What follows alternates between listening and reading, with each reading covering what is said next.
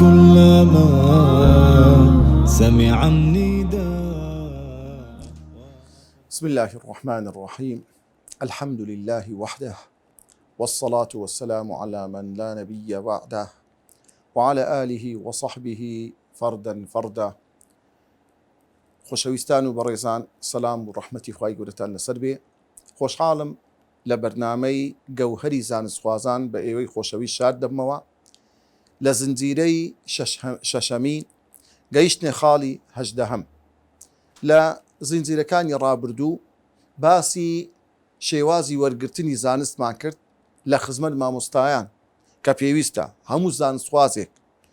مامۆستایەک یان چەند مامۆستای هەبی، وەکو شێخێک وەکو باوچێک ڕێزی لێ بنێ، ئەو مامۆستایەک وەکو باوچێک هەڵسو کەوت لەگەر ئەو قوتابی خۆی بکە، لەگەڵی نەرمونیان بێ. ئێستا لەو خاڵەدا گەوهەری هەژدەهەمین کە پێشکەشی ئێوەی خۆشەویستان دەکەم لە فێرخوازان لە زانستخوازان، ئەویش بریتە لەوەی ڕیعایەت و حورمەتی الشەیخ، واتە لە بەرچاوگرتنی ڕێز و پایە و پلەی ئەو مامۆستایی کەوا دەستی لە خزمەت دەخینی. بەڕێزان زانستخوازان، هەر کەسێک ئەهلی عیلم بی خوا ڕێزی لێگرتیا، خوای گەورە بە گەورەی سەید کردیا. بۆیە هەر کەسێک کە قوتابیە، هەر کەسێک کە فێرخوازە، چەند ڕێز لە مامۆستایەکەی بگری، ئەوەندە خوا بەرەکەت دێختە عیلمەکەی، ئەوەندە خوا بەرەکەت دێختە تەمەنی ئەو قوتابیە ئەو فێرخوازە. وا دەکا ئەو عیلمەی کە لەو مامۆستایی وەردەگری هەچەندی کەم بی، خوا بەرەکەتی بێختێ. لێ بەڕاستی ڕێزگرتن لە مامۆستا سنەتی سەحابەکانە، ڕێزیان لە یەکتر دەگرت، چونکە کۆمەڵێک لە سەحابە هەبوون زانا بوون، ئەهلی عیلم بوون. پێغەمبەری خوا صلی الله علیه وسلم شایدی لە بۆیان دابوو کە ئەوانە ئەهلی عیلمن. لێ سەحابەکانی تر زۆر بە چاوی گەورە سەیری ئەو کۆمەڵە سەحابە زانایانەیان دەکرد. لەناو تابعین و تابعی تابعین بەو شێوەیە بوو ڕێزیان لێکتر دەگرت. لێ پێویستە زانستخواز قوتابی ڕێز لە مامۆستایەکەی بگری بەو شێوەیە، ئەکریمه وەئەجیله وەقەدیره. یعنی پێویستە فێرخواز زانستخواز ڕێز لە مامۆستای بگری، هەر ئەوەندەش ناڕێزگرتن. ئەجیله ئیجلال واتە بە چاوێکی زۆر گەورە سەیری مامۆستایەکەی بکە، چۆن شەرم لە بابت دەکەی ئەوها شەرم لە مامۆستایەکەت بکە. وەقەدیره ڕێزی لە بۆ دابنێ، بزانە ئەوە مامۆستای توە، بزانە ئەو مامۆستایە لە ڕۆژێک و دوو سێ نەبوویتە مامۆستا. لێ خوشی بەڕێز تۆش کاتێک کە لە خزمەت خوشکەکی بەڕێز دەخینی، کاتێک لە خزمەت مامۆستایەک دەخینی، لە بنکەکی تەحفیزە عیلمەکی شەرعی وەردەگری، ڕێز لە مامۆستایەکەت بگرا، وەکو دایکی خۆت سەیری بکە. مامۆستاش دەبی تژن پیاو وەکو دایک و باوک هەرسو کەوت لەگەر ئەو قوتابیەی بکە کە فێری دەکاتن. خاڵی دووەم، فێرخوازان و بەڕێزان و خۆشەویستان، پێویستە کاتێک کە ئینسان لە خزمەت مامۆستای دەبی، بەتایبەت لە کاتی وەرگرتنی زانست دەبی لە دانیشتن بە ئەو پەڕی ڕێز و حورمەتەوە لە خزمەت مامۆستایەکەی دابنیشتن. تەماشا کە جوبریلی ئەمین دێتە خزمەت پێغەمبەری خوا صلی الله عليه وسلم، بە چ شێوازێک دێتە مەجلیسی پێغەمبەر صلی الله عليه وسلم، کە جوبریل وا خۆی دەنوێنی وەکو قوتابیەکە هاتیە فێربی لەکن محەممەد المستەفا صلی الله عليه وسلم. ئیمامی عومەر ئەو حەدیسەمان لۆ دەجێڕتەوە دەفەرمێ بەینا نەحن جلوس عند رسول الله صلی الله عليه وسلم، کاتێک کە ئێمە لە خزمەت پێغەمبەری خوا دانیشت بووین سەڵات و سەلامی خوای لەسەر بێ، إذ طلع علينا رجل شديد سواد الشعر، لە ناکاو پیاوێک پەیدا بوو ڕیشەکان و مووەکانی ڕیشی و سمێری و سەر و هەیئەت و شێوەکەی زۆر ڕەش بوو. شەدید و بەیاضی ثیابی، جلکەکی سپی لەبەر بوو. دەفەرمێ لا یوڕا عەلەیه ئەثەر السەفەر، پێوەی دیار نەبوو ئەو کابرایە مسافر بوو لە ڕێیەکی دوور هاتیوی. لەبەرەوەی مسافر عادەتی وایە جرک و بەرجی شپڕزە دەبی، تۆزاوی دەبی، سەر و پرچی هەمووی تێک دەچی، ئەو بەو شێوەیە نەبوو. لا يرى عليه أثر السفر ولا يعرفه منا أحد، کەسیش لە ئێمە نەمان ناسی. کەواتە کە لە سەفەر نەهاتیە دەبی خەڵکی ئەو شارەی بی کە شەکل شێوەکەی ڕێک و پێچشا، دەبی خەڵکی ئەو شارە بی. یعنی ئەمەش نەمان ناسی، خەڵکی شاری مەدینە نەبووە کابرایە، یعنی لێتە شێوەی پیاوەکی هاتیە. دفرمي حتى جلس إلى النبي صلى الله عليه وسلم أو ما بستيميا إمام عمر دفرمي حتى أو كسهات كجبريلا لكن بيغمبري دانش بلان بس شوازك دادنشي فأسند ركبتيه إلى ركبتيه توشي بتوشي بيغمبر وداني صلى الله عليه وسلم يعني بيغمبري خلاصت سوق دانش تكو شوي تحيات تونا بو شوية أويش بهمان شوي دادنشي بلام هندل بيغمبر نيزيك دبتو صلى الله عليه وسلم توشي بتوشي ودانيتن تمشابك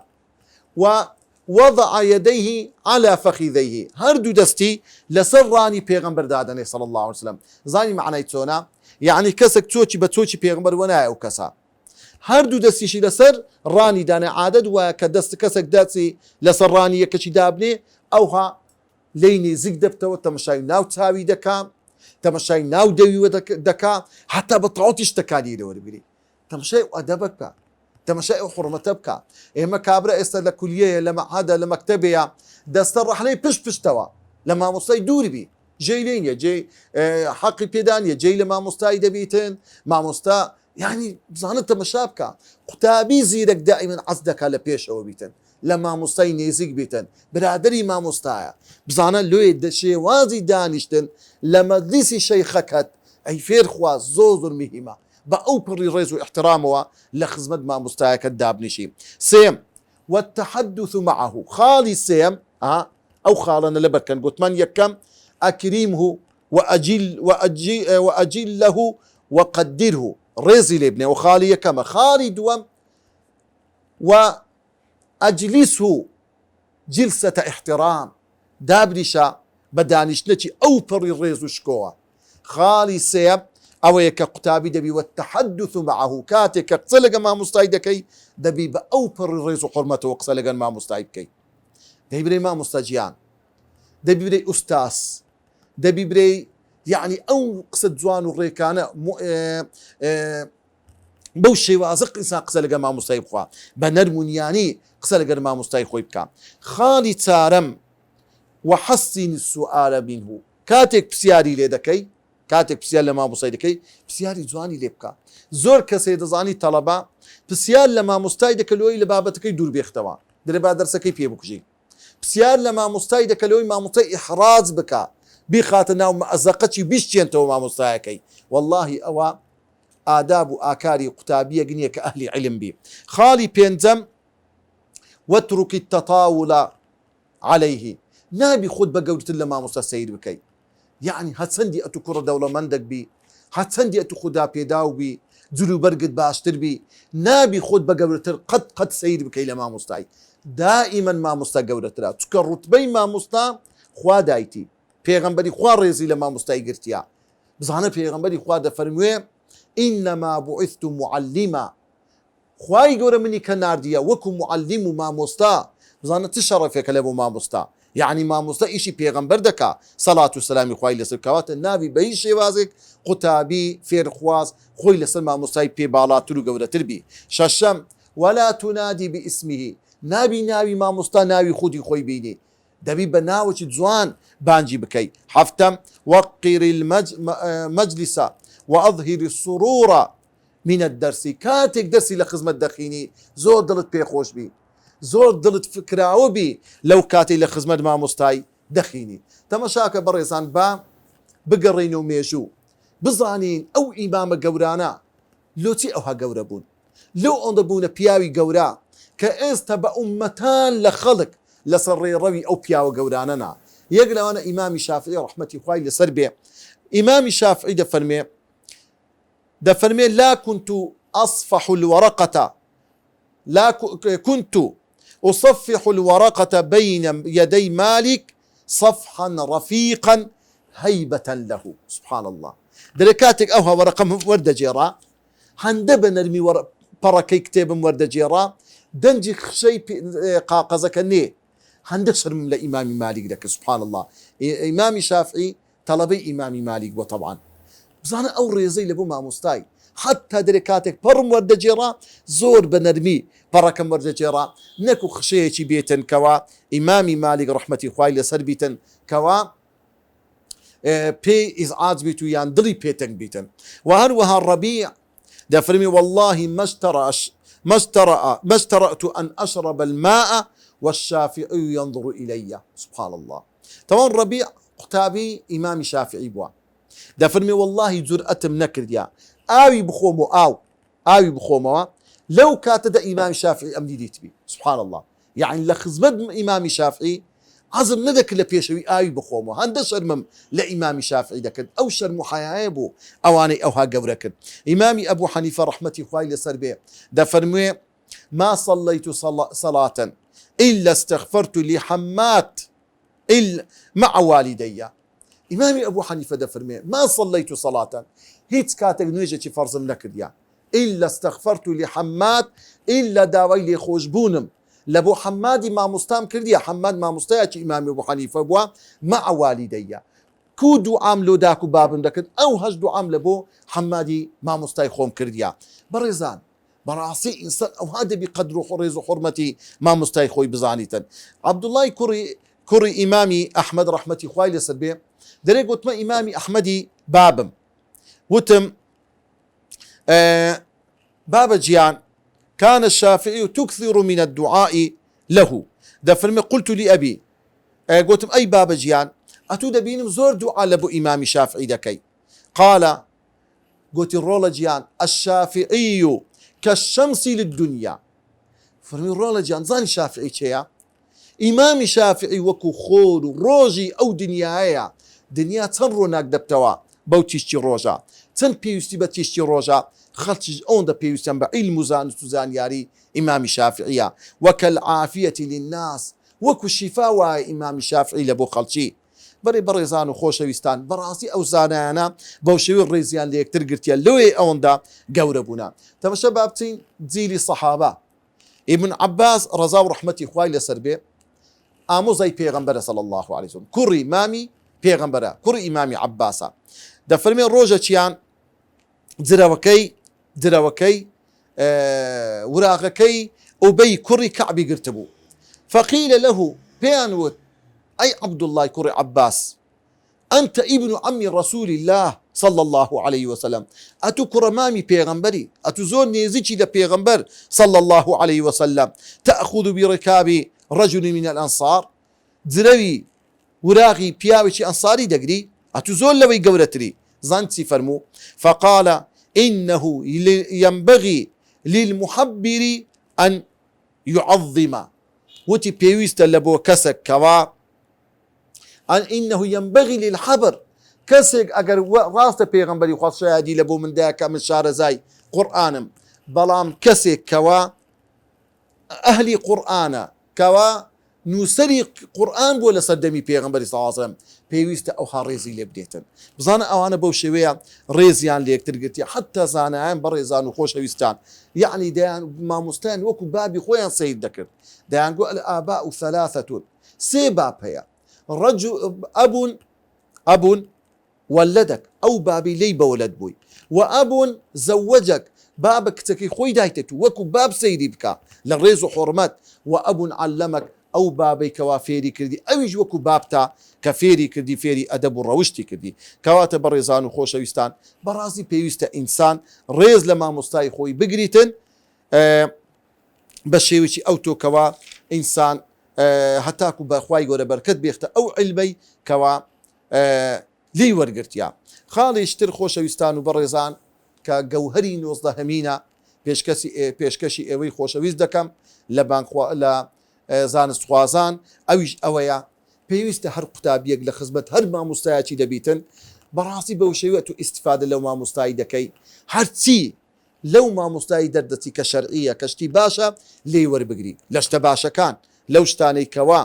زي أدبا زي روشتا لا أخلاق وروشت لا علمكي استفادة لي بكي كاتق لسفرق لقر ما مستايكتي خزمتي بك لقري برو ناني لقر بخو لو أوي فيري آكار وروشتو أو آدابان بي كما مستاكد زي بزي دكاتن علم هر أوني أتو لورقايو لنا وكتاب علمي يوقري بلكو علمي حرسو كوت روشتو آكار بيوست قتابي بهمان شوا فيري أو روشتو آكارانا بيتن كلمة مستاكي وردقريتن كواتب الرزان وخوشويستان زانس خوازاني برز بزانة مشابكا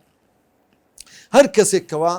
زانست لە مامۆستایەک وەردەگری دەبی دوو شەرتی لێ دابیتن دوو شەرت یەکەمیشت بزانە الأدب فينبغي لك أن تعلم شيخك أنك ستكتب يعني يكميش بزانة تمشابك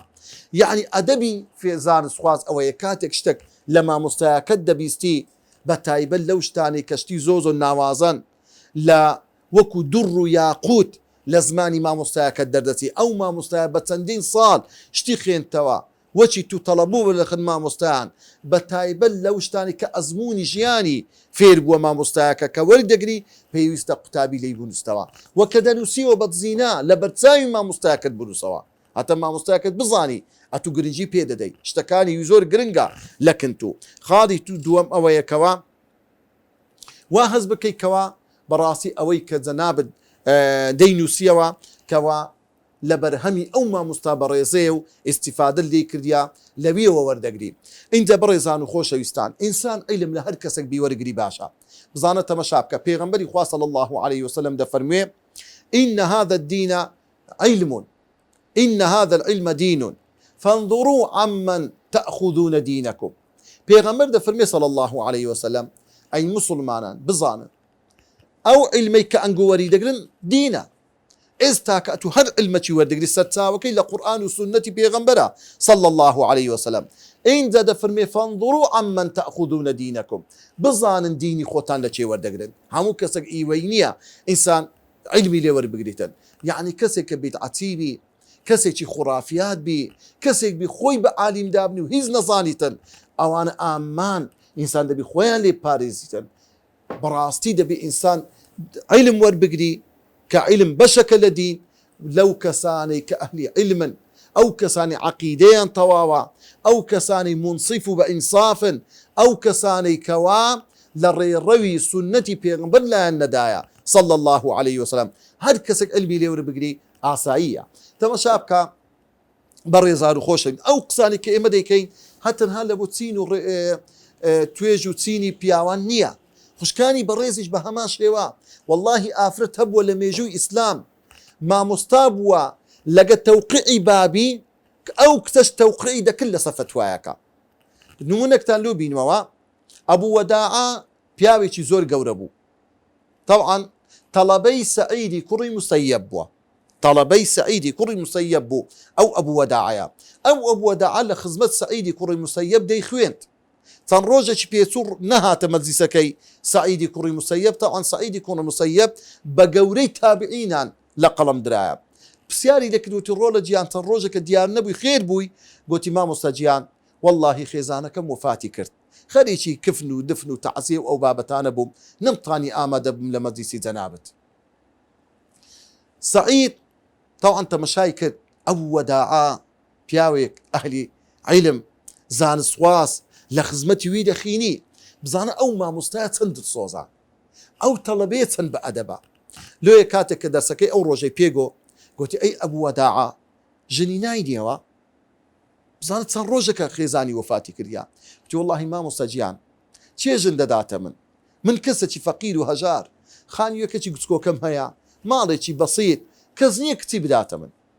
قلت أي أبو وداعا أقر أمن كتكي خومد بدمي رازي كتي شيء كتي سعيدي كري مسيب كبأبو ربابة مشهورة يعني أو آفرتا زوزو شارزابو لسردمي خوي لهمو المكان همو المكان أبو وداع السري خوي هنا خوار الشلمي كرت قوتي سعيدي كري مسيب قوتي رولا جيان أمن كتكي خو مدمي دواي إذن وقت لك كتكي خوي ماردك لا أبو وداع أبو وداع طبعا دستو مالي بخيالي خوي أو نعمة قوري خوا كتيشي شارزا زانا كتي يجيق لبيا وقوركاني أو شاري بقسمة بوا داري لو كات دبار يعني ويستم دور بري روج آوابو دنيا خريب وتاريخ بي دي تم لدرقي درا وتمشي لدرقي درا وتي سعيد دالي هاتسي سعيدي أوي كدم ناسم بخيالم داهات بس أو سعيدة دبي كسعيدي كري مسيبي ما مستعمى زورم بي سيرا لو كاتدا ما مسيبيت بيت مالي من كاتك درقم كردوا دیتم مامۆستایەکەی خۆمە فەرمووە مامۆستا وتی ڕۆڵە گیان ئەو کچەکەی خۆتم لۆی هینایە حەزم نەکرد تاکە شەوێک بەسەر ببەی بە تاقتەنیە لە ماڵێک بە تەنیابی ئەو کچەکەی خۆتم لۆ هینایە سبحان الله تەماشا بکە ئەو پیاوانە چەند گەورە بوونە لۆیە دەرێ لەو کاتە دەگوتم مامۆستا وەڵڵاهی ماڵەکەم ئامادە نییە چەند ئافرەتێکم هینا ماڵەکەیان لە بڕێک خستم تەرتیباتەکیان کرد ماڵەکەیان لۆ هینامەوە سەرخۆ ئینجا ئەو ئافرەتە هاتە ماڵەکەم لە بۆ بەیانی دەستمدا کتابەکان بچمە خزمەت مامۆستا سەعید دەرسی بخینم خێزانەکەم وتی ئەوە دووچێ دەچی ئەی ئەبوو وەداعا گوتم دەچم دەرسی دەخین لە خزمەت بابت گوتی ئیجلیس ئوعەلیموکە عیلمە سەعید دانیشە ئەی ئەبوو وەداعا ئەمن عیلمی سەعیدت پێدرم هیچکە پێویست بەوەی ناکە بچێ کن بابم بخینم هەمان ئەو عیلمەی لە کن بابمە لە کنە منیشەیە ئەو عالیمە سبحان الله ئەو ئافرەتە شارەزایان لۆی خوشکانی بەڕێز ئێوەش وەڵڵاهی ئەگەر بتانەوێ دەبنە مامۆستای قورئان دەبنە مامۆستای حەدیث دەبنە مامۆستای نەحو دەبنە مامۆستای سەرف دەبنە مامۆستایەکەوە ئافرەتان پێ بگەینن بەڵام هیمەتی دەوێ یعنی بەڕاستی زۆر گرنگە ئافرەتانی شان بەشانی پیاوان بخوێن و هەروەها خەڵکی فێر بکەن ئێستا دەگەینە گەوهەری بیستەهەم ئەویش بریتە لەوەی احذر التلقي عن كل أحد وەکو لە پێشەوە باسمان کرد ئینسان دەبی زۆر ئاگاداربی نابی عیلم لە هەموو کەسێکی وەربگری نابوو هەموو کتابێکی بخێنیەوە دەبی ئینسان زانستخواز ئەو کەسێک کە فێرخوازە دەبی بزانی لە چێ عیلم وەردەگریتن چونکە ئەو عیلمە یعنی دینیش دەبی بزانی لە چێ وەردەگری ئەگەنا تووشی سەرگەردانی تووشی ماڵوێرانی تووشی شتێک دەبی کەوا لە ئاخری پەشیمان دەبیەوە لێ ئینسان دەبی ئەو عیلمەی وەگری لە کەسێکی دڵپاک لە کەسێکی عەقیدە پاک لە کەسێک بەڕاستی خۆی لەخوا یەکلا کردبیتەوە ئەو کەسە بەڕاستی عیلمی بەرەکەتی هەیە و ئیستیفادەی لێکا لێ ئاگادارت دەکەمەوە قوتابی خۆشەویست احذری المبتدع زۆر ئاگەل لە کەسێکی بی ئەهلی بیدعەبی بە تایبەت ئەو کەسانی بیدعەیان لە عەقیدەدا هەیە زۆر خەتەرە کەوا بیر و باوەڕێکی غەیری دینی بە تایبەت ئەگە کەسێک شوێن کەوتەی عەلمانیەت بی زۆر ئینسان دەبی ئاگادار بی ڕاستی ئەو کەسە عیلمی لێ وەرناگیرێ ئاگادار بە ئەوەروەها زۆر ئاگادار بە لە کەسێک کە عەقیدەی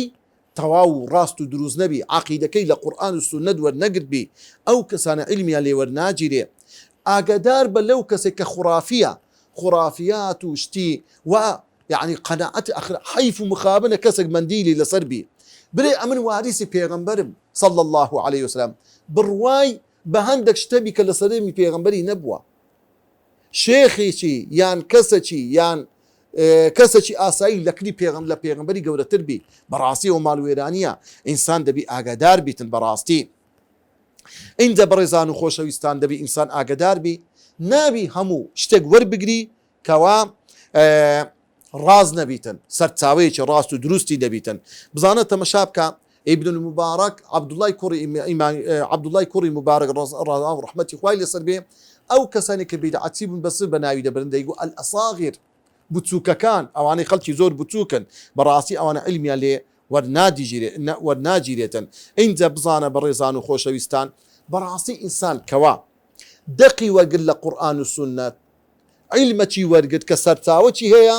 دەبی بە عەقلیش لێکی بداتەوە بەڵام نابی عەقلت پێشی دەبی عەقل لە خزمەتی دەقەکان بی و دەقەکانیش عەقلی ئینسان فراوان بکەن بەو شێوەی عیلم بەڕاستی پەرەی پێدەدرێت و وەردەگیری لێ ئیمامی مالیک ڕەحمەتی خوای لەسەر بێ دەفەرموێ لا يؤخذ العلم عن أربعة عیلم لە چوار جۆرە کەس وەرناگیرێ یەکەم سەفیه يعلن السفه وإن كان أروى الناس کەسێکی عەقل بچووک کەسێکی سەفیه دوول لە ڕووی بینەرانی بەڕێز یان کەسێکی جێل کەم عەقل ناتێگەیشتی کەسێکی سووک لە ناو کۆمەلگا و مجتەمع ئەو کەسە عیلمی لێ وەرناگیرێ و هەروەها ئیمامی مالیک دەفەرمێ عیلمیش لە کەسێکی وەرناگیرێتن کەوا صاحب بدعة يدعو إلى بدعته کەسێک بانگەوازی دەکا لە بۆ بیدعا و هەروەها ومن يكذب في حديث الناس کەسێک کاتێک قسە لەو خەڵکی دەکا درۆ هەڵبەستیتن ئەو جەبرێ وڵە بە ناوی پێغەمبەری صلی الله عليه وسلم حەدیثی مەوزوع باز بکە، یان هەندێک چیرۆک لە خۆی دابنێ کە لە هەندێک کتێبی قەدیم باز کرایە، هیچ سەرچاوەشی نییە. ئەو کەسش علمی لێوەرناگیرێ وصالح عابد فاضل إذ لا يحفظ ما يحدث به. کەسێک پیاوەکی چاکە بەڵام هەرچی بێتە بەردەوی دەرێ، حەقی نییە، صحیحە، ضعیفە، مەوزوعە، بە کەیفی خۆی هەرچی لە خەڵکی بیستی و بیڕێتەوە، ئەو کەسش بەڕاستی علمی لێ وەرناگیرێتن. کەواتە بەڕێزان و خۆشەویستان، بەڕاستی پێویستە ئینسان ئاگادار بیتن علم لە چێ وەردەگری. خوای گەورە لەو کەسانەمان بجێڕیکەوە ڕێبازی علم بگرین، علم وەربگرین و ببینە ئەهلی علم. خوای گەورە وامان لێ بکەکەوە لە خزمەت دینی خۆی دابین و بە ڕاستی و دروستی. وصلى الله وسلم على سيدنا محمد وعلى آله وصحبه أجمعين، والسلام عليكم ورحمة الله.